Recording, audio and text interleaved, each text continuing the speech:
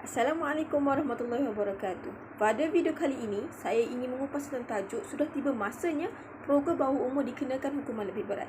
Pertama sekali, mungkin anda tertanya-tanya apakah itu perogol? Suka saya beritahu bahawasanya istilah perogol itu merujuk kepada orang yang merogol. Apakah itu pula rogol?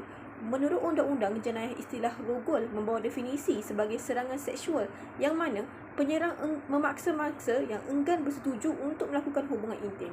Satu fakta menarik untuk anda, rogol terbahagi kepada banyak jenis dan salah satunya dipanggil rogol statutory.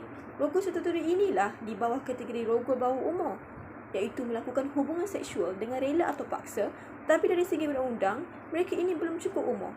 Mangsa yang berusia kurang daripada 18 tahun inilah yang disebut sebagai bawah umur. Peruntukan jenayah rogol statutory ini digubal bagi melindungi hak kanak-kanak bawah umur.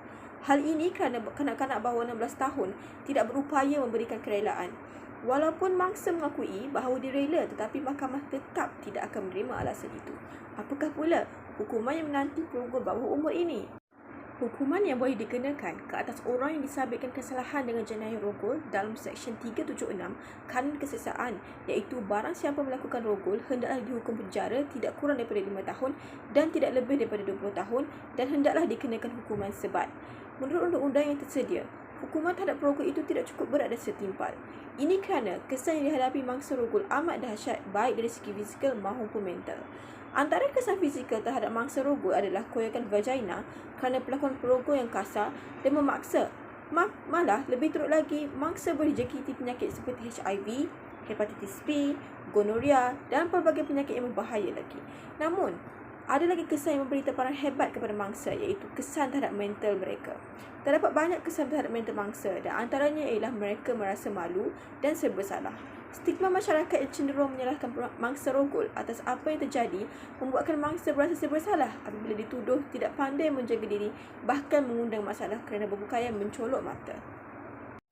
Selain daripada rasa serba salah, mangsa juga akan menanggung malu sehingga boleh menyebabkan mereka menutup mulut bahkan kepada ibu bapa dan tidak membuat sebarang laporan kepada pihak polis. Sudahnya, perogol itu bebas ke mana-mana tanpa disabitkan kesalahan. Lebih teruk lagi, mangsa akan mengalami tekanan perasaan yang melampau seperti depression. Ini berpunca daripada rasa sedih, marah, malu yang bercampur bau. Selain daripada rasa depression, mangsa juga akan berkemungkinan mengalami anxiety atau ketakutan yang melampau. Mangsa akan merasa takut dan resah bila berada di khalayak ramai, khususnya bila berhadapan dengan kaum lelaki. Hukuman yang lebih berat harus dikenakan kepada perogol seperti penjara seumur hidup dan denda. Fakta yang kedua, kesalahan ini merupakan kesalahan yang tidak boleh dijamin, iaitu no bailable offence. Pesalah tidak boleh dijamin keluar sehingga tamat tempoh hukuman. Namun, mahkamah akan memberi jaminan atas faktor-faktor yang tertentu. Menurut saya, pesalah tidak perlu diberi jaminan atas apa-apa faktor supaya mereka insaf sepenuhnya. Dan sebaik sahaja hukuman perogol itu tamat dan dibenar keluar, mahkamah harus menetapkan syarat-syarat seperti harus melapor diri setiap minggu di Badan Polis Berdekatan, menyenarai hitam nama perogol itu daripada keluar negara.